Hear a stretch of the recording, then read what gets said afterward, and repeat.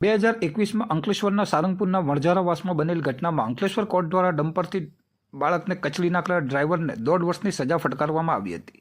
વણઝારાવાસમાં ડમ્પરની ટક્કરે બાળકનું મોત થયા બાદ ડ્રાઈવરે ઈશ્વર વણઝારાએ તેના માલિકને ફોન કરીને તેનાથી અકસ્માત થયો છે અને તેમાં બાળકનું મોત થયું હોવાની કબૂલાત કરી હતી. કેસની સુનાવણી દરમિયાન ડમ્પરના માલિકની પણ જુબાની લેવામાં આવી હતી, જે જુબાની આરોપીને સજા અપાવવામાં મહત્વની સાબિત થઈ હતી.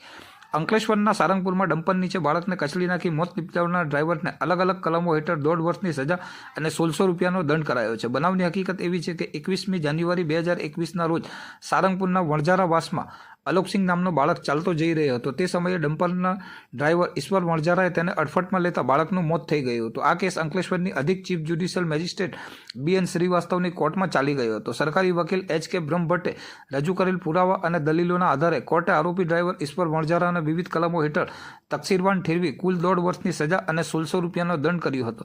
અંકલેશ્વરમાં બનેલ બનાવમાં કોર્ટના ચુકાદા બાદ વાહનો ગફલતભરી રીતે હંકારી નિર્દોષ લોકોને મોતને ઘાટ ઉતારી દેનાર ડ્રાઈવરોમાં ફફડાટ ફેલાયો છે.